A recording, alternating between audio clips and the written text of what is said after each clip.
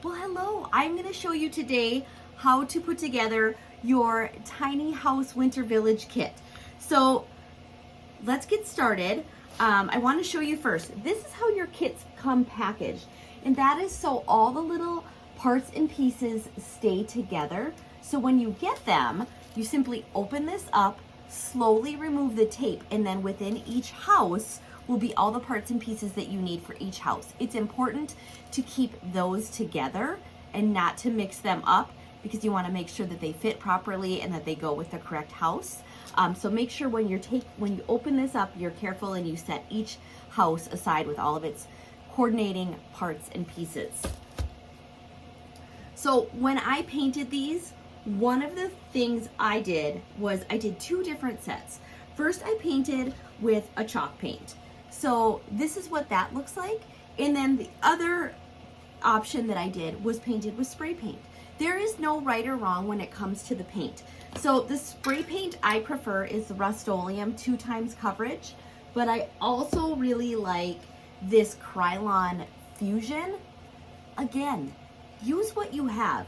I do like the finish of the spray paint a little bit better, but you don't have to spray paint them, especially if you're painting, if you're spray painting, you have to have an outdoor area where you can go do that. You don't want to spray paint inside your house, the fumes, no, take it outside or spray paint somewhere where it's well ventilated.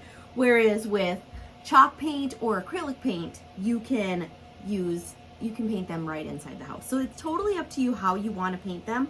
There is no right or wrong. Both will be fine. The colors that I used are a dark red, pink, kind of a creamy white. This one's called Heirloom White. Moss green, so it's not a real bright green. It's more of a mossy green.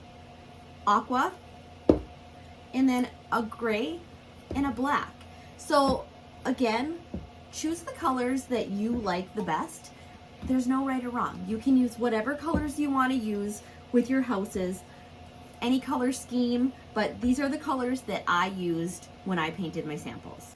This is what a set looks like. So this is one house. This is the back side. Once you open up your houses, you're going to very carefully remove the tape for each set of houses, making sure that all the main parts and pieces stay inside the outline that was cut. Don't worry about these little teeny tiny squares from the inside of the windows. You don't use those. I mean, you can if you really want to, but they're not intended to be used. Now it's going to want to pull the pieces out, but for sanding, it's easier if you leave them in. Don't worry about these little squares. If they stay in there, it's not a big deal. So here you have the back of the house, the front of the house, and then all of your little overlay pieces, the chimney, the roof line, the windows, the door, and this is the base that they sit in. So what you're going to want to do, you don't need to worry about the back. You really need to worry mostly about these trim pieces. You're just going to take a sanding sponge or a piece of sandpaper and just lightly sand while it's inside the cutout. It just kind of helps hold everything in place. So you just want to sand that edge off where you can see where it's just a little bit darker it's just from the smoke from the machines. So sand that off. And then you can remove this piece. You don't need this. You can throw that away. So now you can see how all these pieces are cut out. Just pop the little, it's loose in there. You don't need those little middles.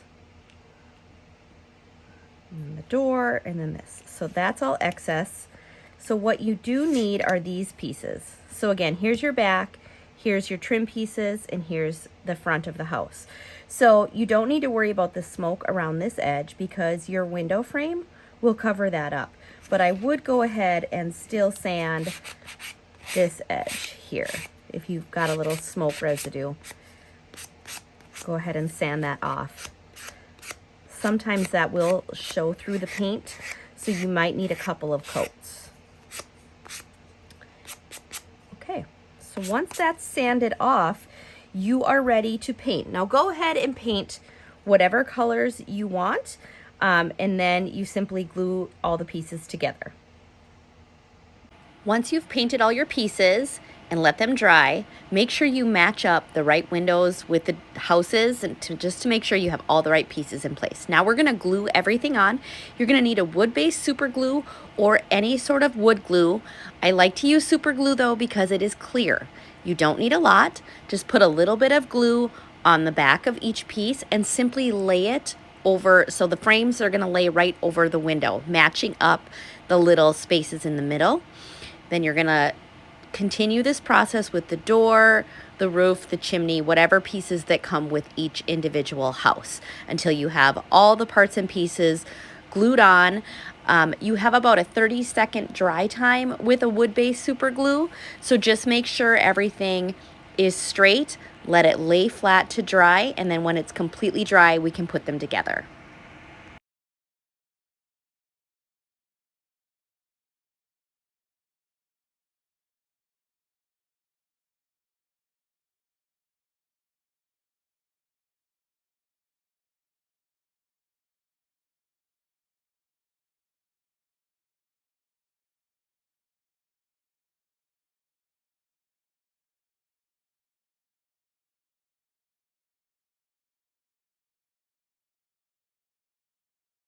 Now that the house is dry, we're gonna glue the front to the back.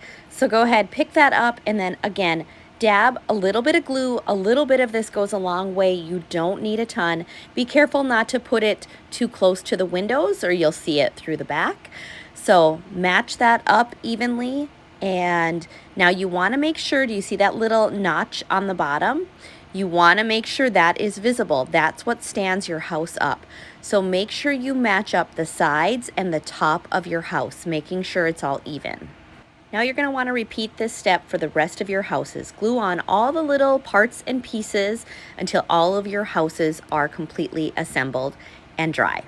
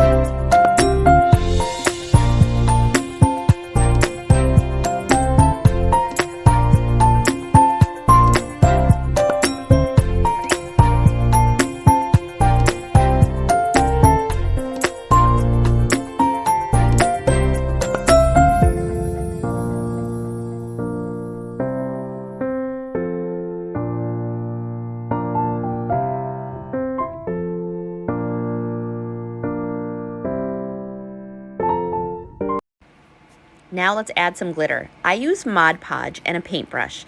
I apply the Mod Podge on the roof line, above the windows, wherever you want to add a little sparkle and shimmer to your house. So paint that on lightly. You don't need a lot, just a nice thin coat with your paintbrush in all the areas that you want it. Now remember, Mod Podge does tend to dry quickly, so you need to work fast here or do this in smaller steps.